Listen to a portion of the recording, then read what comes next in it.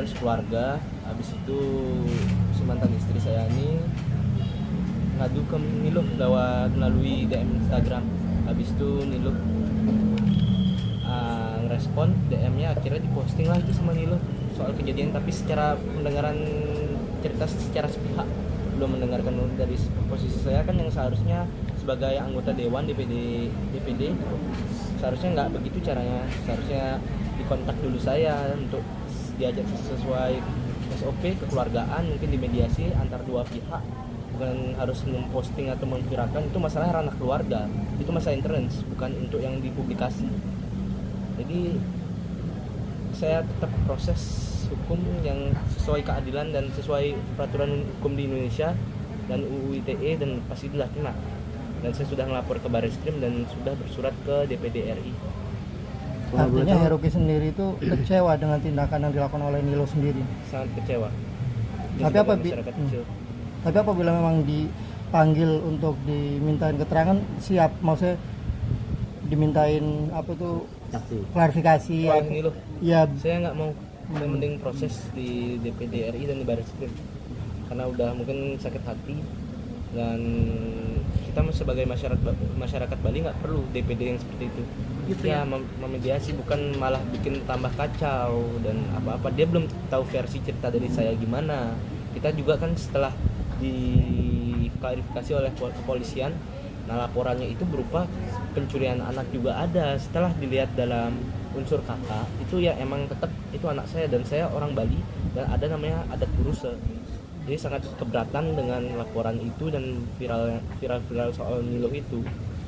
Dan versi kamu sendiri seperti apa mungkin dari kejadian sebenarnya nih, kalau yang diposting oleh Niluh kan? Ya itu sama-sama ada KDRT ya, mungkin karena sama-sama emosi, dan mantan istri saya ini lagi terbara-bara dan besar kepala, akhirnya dia ngelaporin ke Niluh. Akhirnya juga Niluh itu tidak memikirkan secara matang-matang, dia sebenarnya tidak berhak untuk memposting itu di sosial media dia. Akhirnya dia posting, akhirnya kena. Berarti boleh dibilang berantem nih, saling sama istri. Iya.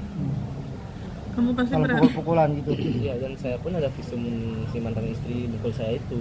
Dan Niluh kan nggak tahu soal itu, tapi udah langsung membeberkan ke sosial media, bukan wewenangnya dia. Dan isi bahasa kasarnya kayak menyuruh polisi itu menindak proses lanjutin. Dan saya sudah dipanggil sama Polresta pun, saya suruh baca kakaknya gimana saya letaknya itu, dan saya kasih lihat juga yang terkait KDRT ya. Dan itu bukan laporannya KDRT di Polresta, itu laporannya penganiayaan. Dan kalau secara hukum itu nggak sah karena kita udah suami istri. Kalau boleh tahu tahun berapa mas?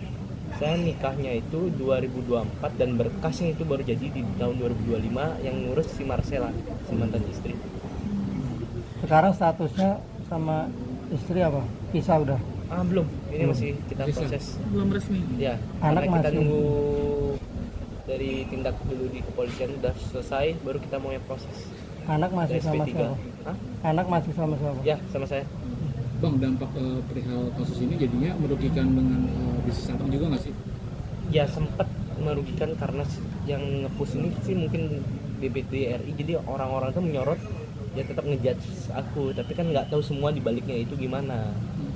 Tapi karena udah aku lapor dan segala macam, yang masyarakat Bali pun banyak yang ya ada di posisi kebanyak yang support. Ini Niluh dilaporkan ke Barreskrim Mabes Polri, apa laporannya apa? Terkait ITE. Pencemaran baik. Ya, pencemaran nama baik. Dan yang kedua kita laporin ke DPD RI, kode etik. Kalau di Barreskrim kapan laporannya? Tanggal berapa? Itu pas saya di Jakarta, lupa tanggal berapa. Ya 2 mingguan lalu. Tapi masih sering komunikasi emang? Sama siapa? Sama istri. Nah, mantan istrinya emang selalu komunikasi soal anaknya gimana, apa-apa gimana. Kita nggak ada lepas komunikasi untuk terkait anak. Tapi saya dibilang menculik, itunya juga aneh. Karena anak kandung ya? Iya, karena ini kan anak kandung saya juga, saya punya hak. Berarti di sini abang juga merasa dirugikan ya bang? Sangat dirugikan.